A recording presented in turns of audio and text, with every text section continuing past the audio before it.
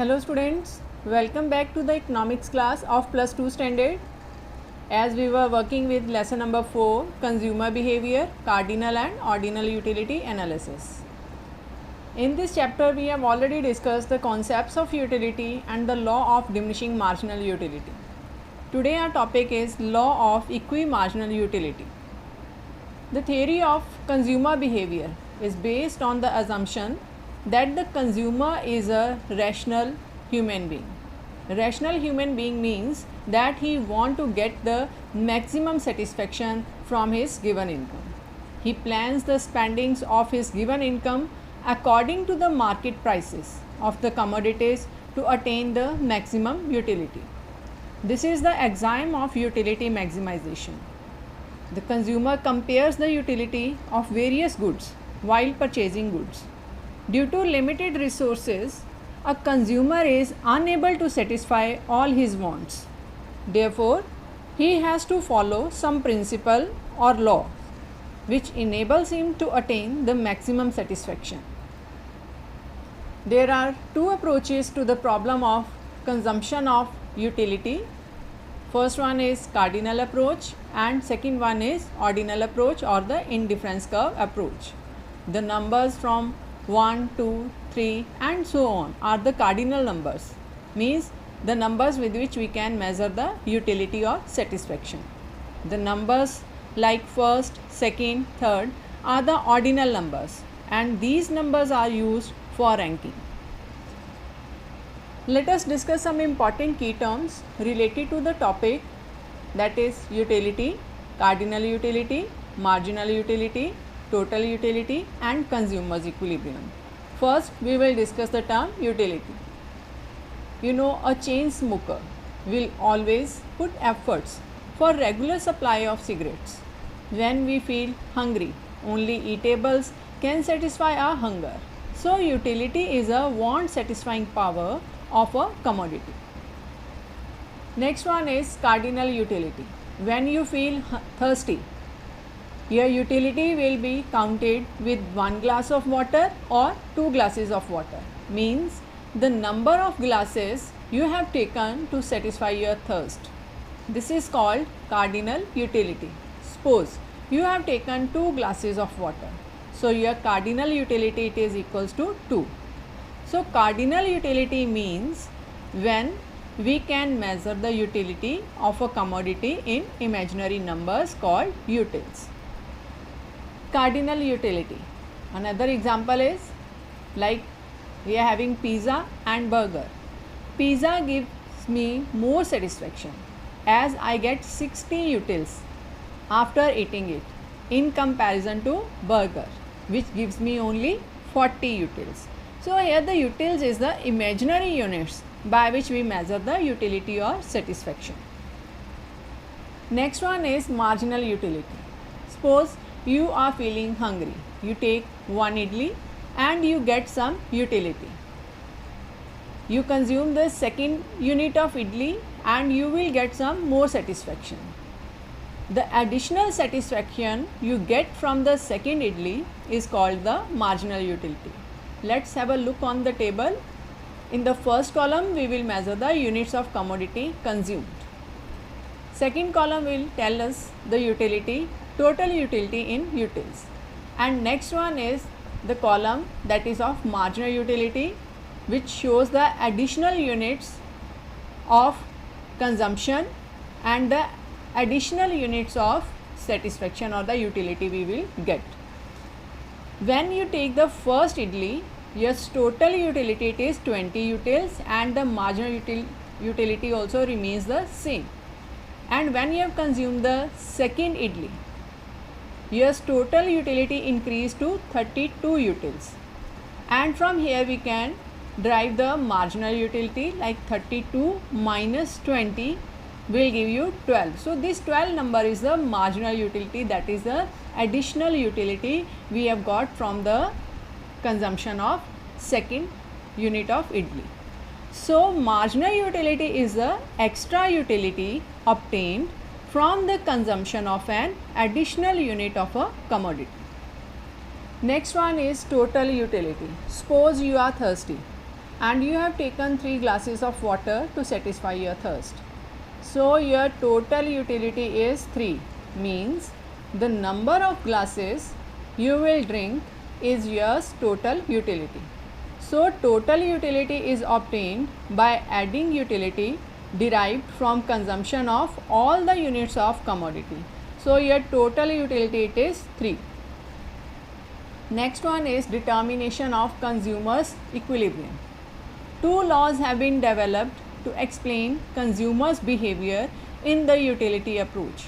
First one is the law of diminishing marginal utility and second one is the law of equimarginal utility.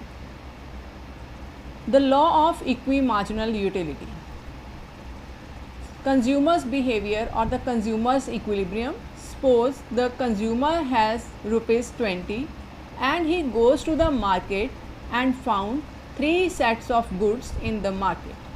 The price of each product in the set is rupee 1 each. First set, there are 7 units of rice worth rupees 7, 6 units of vegetables worth rupees 6 and 5 units of fruits worth rupees 5, and the total expenditure for the purchase of first set it is worth rupees 18. In the second set there are 7 units of rice worth rupees 7, 3 units of burger worth rupees 3, 10 units of fruit worth rupees 10, and yes, total expenditure incurred on the purchase of set second it is worth rupees 20. In the third set there are 10 units of fruit, 7 units of rice and 7 units of biscuits. The price of 10 units of fruit it is rupees 10 and 7 units of rice it is worth rupees 7 and 7 units of biscuits it is worth rupees 7, and the total expenditure for the purchase of third set it is worth rupees 24. Now the question arises that which one set the consumer will purchase and why? The consumer will prefer to purchase the second set. The reason is this one, that he get the maximum utility here according to the price and quality, as he is having rupees 20 only in his pocket and the price of the second set it is also worth rupees 20. So this is his equilibrium condition, the consumer's equilibrium condition. If the consumer will prefer the first set, he will get the surplus because the cost of first set it is worth rupees 18 and the consumer is having rupees 20, and in this way the consumer surplus it is worth rupees 2. Conversely, if he will prefer third unit, he will have to pay rupees 4 extra, so he will not prefer the third unit also. So the consumer equilibrium is a situation in which the consumer maximizes his utility subject to a given budget constraint. Law of equimarginal utility. According this law, every consumer has a limited income, but he wishes to get maximum utility from that income. But maximum utility or the maximum satisfaction is relative. Relative means that satisfaction it is comparable, in the sense that maximum utility may not be same for all. A rich man with an income of rupees 50,000 per month tries to get maximum satisfaction from his income. On the other hand, a poor man with a monthly income of rupees 5,000 also aims at maximum satisfaction. But the maximization or the maximum utility of a rich man is obviously higher than the maximization of the poor man. The law of equimarginal utility occupies an important place in utility analysis. It is through this law that consumer's equilibrium is explained. The law tells us how one should spend his limited income so that he is able to get maximum satisfaction. A consumer will get maximum satisfaction only when he obtains equal marginal utility at the margin of different purchases. In other words, a consumer may consume different quantities of the commodity, but the marginal utility obtained must be equal in all cases. Statement of the law. Marshall states the law of equimarginal utility as under. If a person has a thing, say income, which he can put to several uses like school fee, dress, shoes, milk bill, electricity bill, he will distribute it among these uses in such a way that he has the same marginal utility in all.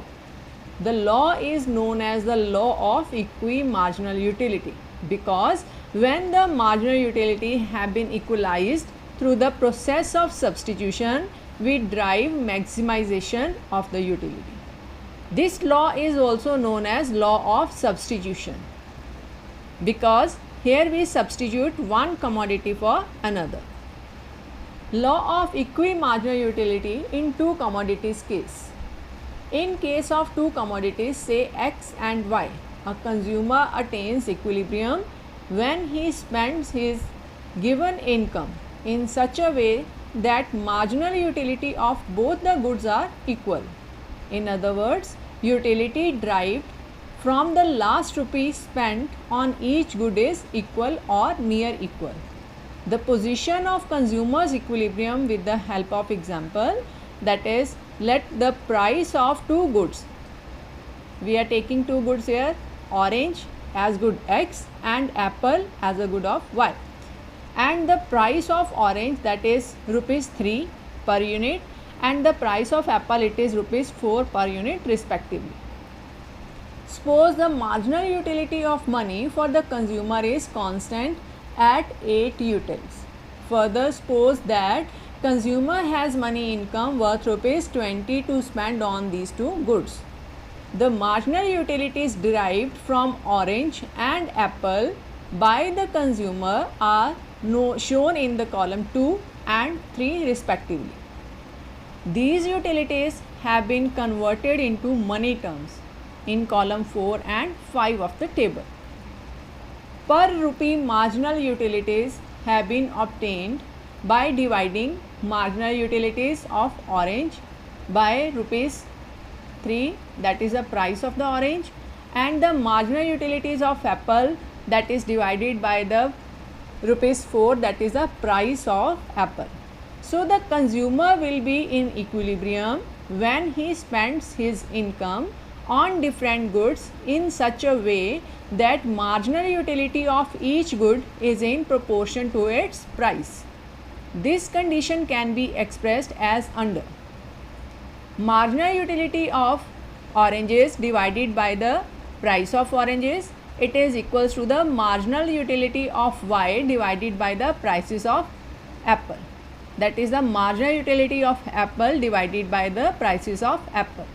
In case of two goods, say X and Y, a consumer attains equilibrium position when he spends his given income in such a way that utility obtained from the last rupee on each good is equal. Let us have a look on the table. First column shows us the consumption of different units for the two commodities, and the second column there is marginal utility of oranges, that is MUX, and the second column showing the marginal utility of apples, that is MUY, and the third column showing the ratio of the marginal utility of oranges with its price, and in the fourth unit you will see the marginal utility of apples with the price of apples, that is divided by the prices of apple, which shows a per rupee marginal utility of X and per rupee marginal utility of Y. As you can see that with the increase in the consumption of the commodities, the marginal utility of both the commodities, it is going to be decreased. Next one is when we will divide the marginal utility of oranges with the price of oranges, we will get the per rupee marginal utility of oranges. Like the price of oranges, it is 3. So 33 divided by 3 will give you 11. Then 30 divided by 3 will give you 10. In this way you can calculate the per rupee marginal utility of oranges. Next one is when you divide the marginal utility of apples with its price, you will get the per rupee marginal utility of apples. Now the price of apples, it is 4. Now 36 divided by 4 will give you 9. 32 divided by 4 will give you 8. 28 divided by 4 will give you 7. In this way you can calculate the per rupee marginal utility of apples. When the consumer buys 4 units of X and 2 units of Y commodity, see here, 2 units of Y commodity and 4 units of X commodity, means 4 units of oranges and 2 units of apples. When the consumer will buy, he will be able, or he will be in equilibrium. Here he maximizes his utility because the condition of equilibrium is ratio of marginal utility of X with its price, it will be equals to the ratio of the marginal utility of Y, that is apples, with its price. So 24 divided by 3, that is the marginal utility of oranges with its price 3, and the marginal utility of apples, that is 32 divided by 4 will give you equal. So add the 4 units of oranges and the 2 units of apples, the consumer will be in equilibrium. 4x plus 2y, thus in the optimum bundle, and he or she will be spending rupees 20, that is 4 multiplied by 3 plus 2 multiplied by 4. 4 units of oranges multiplied by the prices of oranges and 2 units of apples multiplied by the price of apples on these two goods. Since marginal utilities are equated here to obtain maximum satisfaction, this is called the principle of equimarginal utility. Now what difference will it make if the condition of equilibrium is not satisfied? Suppose the two ratios are, that is ratio of marginal utility of X with its price divided by the ratio of marginal utility of Y with its price. This means that per rupee marginal utility of oranges is higher than the per rupee marginal utility of apples. It further implies that by transferring 1 rupee from Y to X, the consumer gains more utility than he loses. This induces the consumer to transfer some expenditure from Y to X. Buying more of X reduces marginal utility of X and price of X remaining unchanged. That is the ratio of marginal utility of oranges with its price. That is per rupee marginal utility of oranges, it is also reduced. Buying less of apples raises the marginal utility of apples and the price of apples remains the same. It raises per rupee marginal utility of apple. The change constitute till per rupee marginal utility of nth commodity becomes equals to the per rupee marginal utility of apples. In other words, ratio of marginal utility of oranges with its price is equals to the ratio of the marginal utility of apples with its price, and it is equals to the marginal utility of nth commodity, that is per rupee marginal utility. Reverse will happen if these two ratios are, that is marginal utility of X with its price, it should be less than the marginal utility of Y with its price. Let's have a look on the example for the law of equimarginal utility or the case of more than two commodities. Suppose a consumer has rupees 10 to spend on 3 commodities, that is X, Y and Z. Each of these is priced at rupees 1 each. Utility schedule for X commodity, utility schedule for Y commodity and utility schedule for Z commodity. As you can see from the table that with the increase in the consumption of X commodity, Y commodity and Z commodity, the marginal utility of all the commodities, it is going to be decreased for X, Y and Z. Now next one is, you can see the equilibrium position of the consumer also. The consumer will be in equilibrium when he will purchase 5 units of X commodity and 3 units of Y commodity and 2 units of Z commodity. The consumer's maximization or the satisfaction of the consumer or the maximum utility of the consumer, it is in equilibrium. Now how can we will derive, that is 100 plus 80 plus 70 plus 65 plus 60 plus 80 plus 70 plus 60 plus 90 plus 60 will give you the total satisfaction, total utils after adding this one. That is total utility, it is 735 utils. Now next one is, in this allocation 5x plus 3y plus 2z, marginal utility of all the commodities is the same at 60 utils. So marginal utility of x, it is equals to the marginal utility of y and it is equals to the marginal utility of z. No other combination will yield the greater utility and the consumer is in equilibrium here.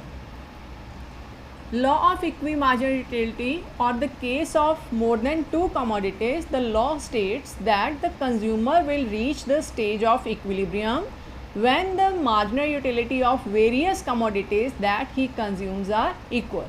That is, marginal utility of x, it is equals to the marginal utility of y, it is equals to the so on and up to marginal utility of nth commodity, where marginal utility is the marginal mu is the marginal utility and x, y and n are the commodities.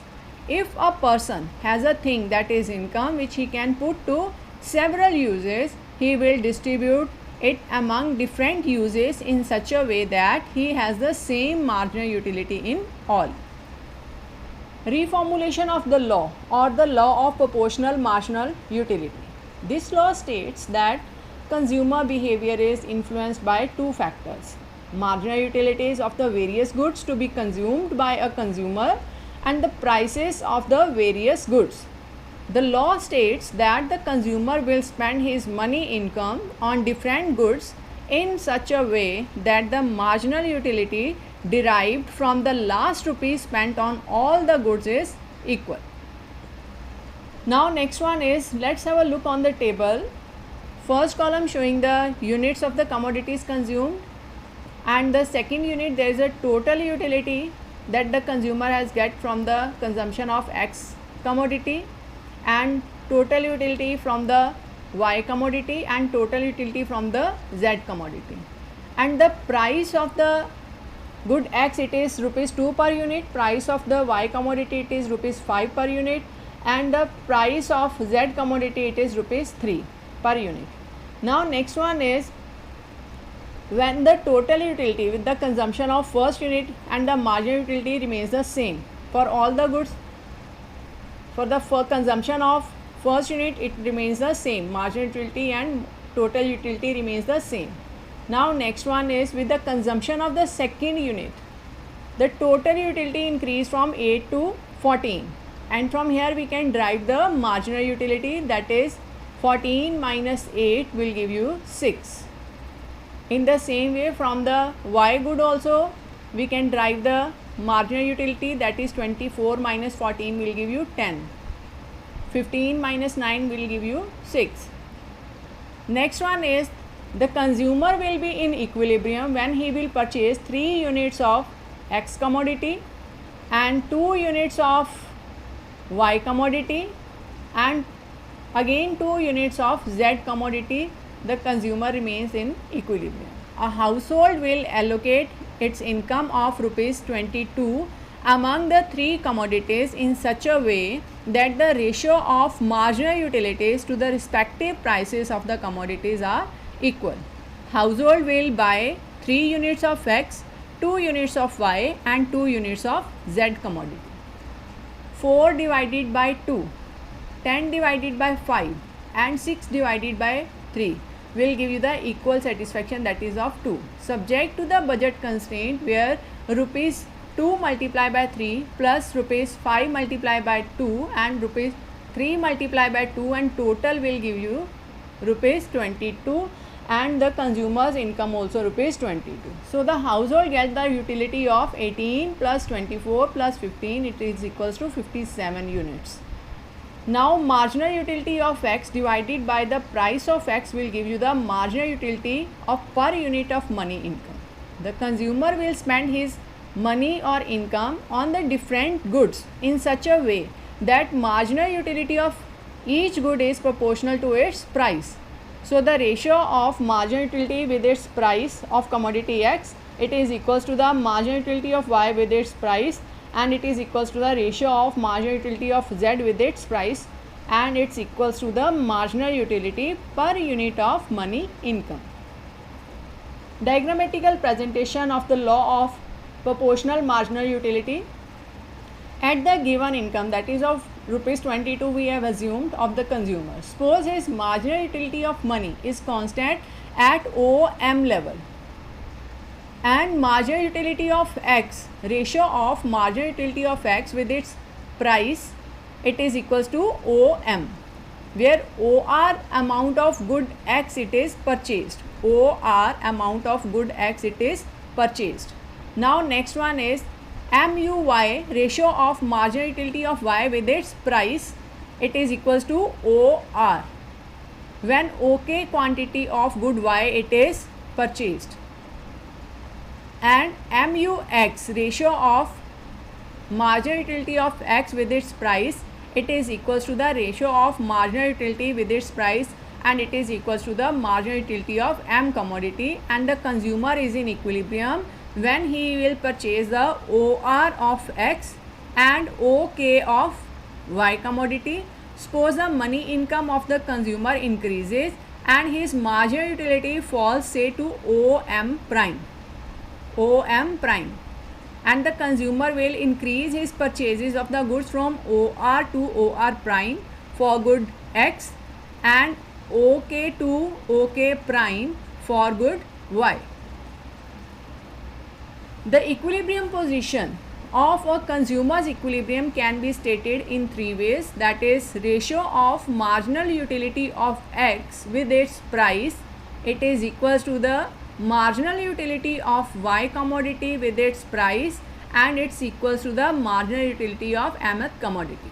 So marginal utility of x divided by the marginal utility of y, it should be equals to the price of x commodity divided by the price of y commodity, and it's equals to the marginal utility of y commodity divided by the marginal utility of z commodity, and it's equals to the price of y divided by the price of z commodity, and so on.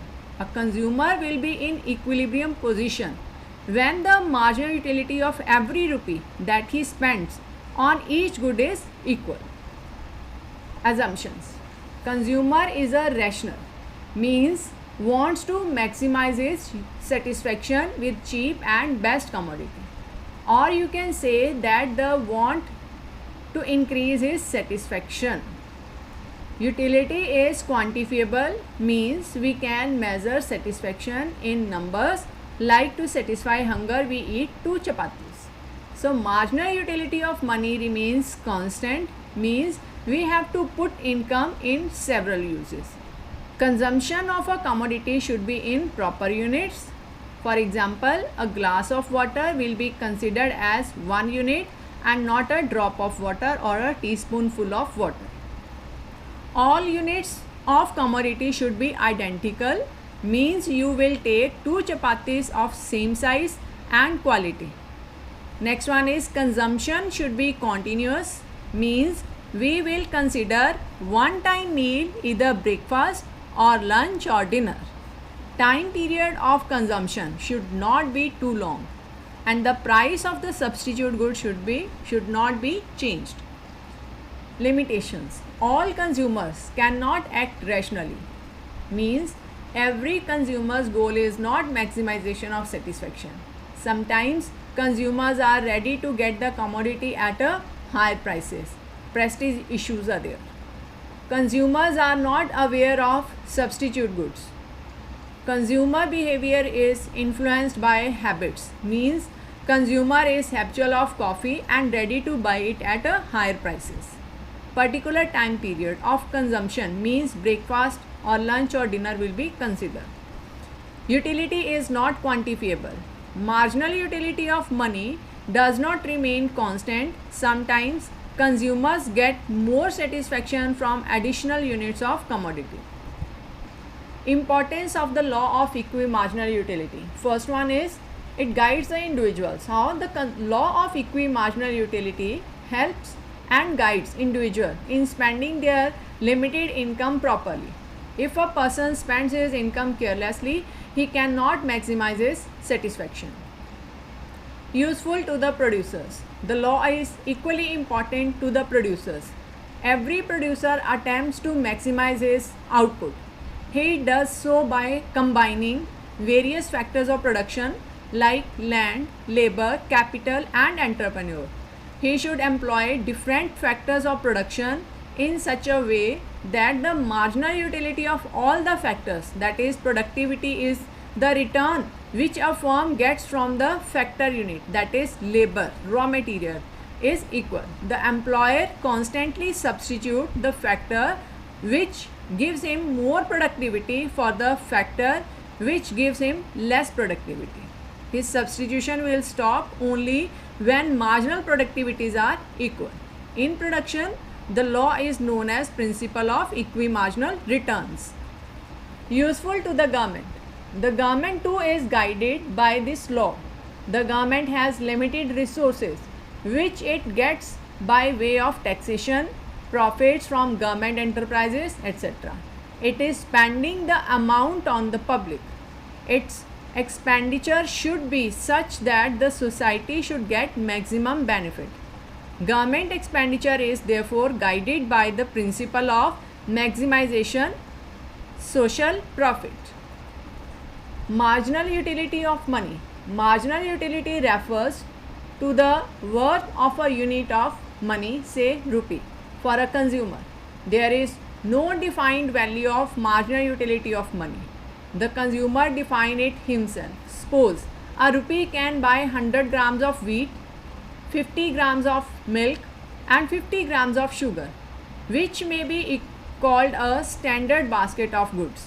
Further, suppose that total utility that he derives from this standard basket of goods is 4 utils. Then 4 utils is taken as marginal utility of money. Note that marginal utility of money varies from person to person. It is more for the poor person and less for the middle person. It may be almost zero for a very rich person. So, hope students you all have understood the topic of the law of equi-marginal utility. Now it's time to note down the homework. Our first question is define the following terms with examples: utility, cardinal utility, marginal utility, total utility and consumers equilibrium. Second question is diagrammatically explain the law of equi-marginal utility. Third question is what is the importance of law of equi-marginal utility, and fourth question is write the assumptions and limitations of the law of equi-marginal utility. And students, please go through the links on the YouTube also for more clarity, and hope you all will complete your notes in your fair copy for better learning. Thank you for listening, students.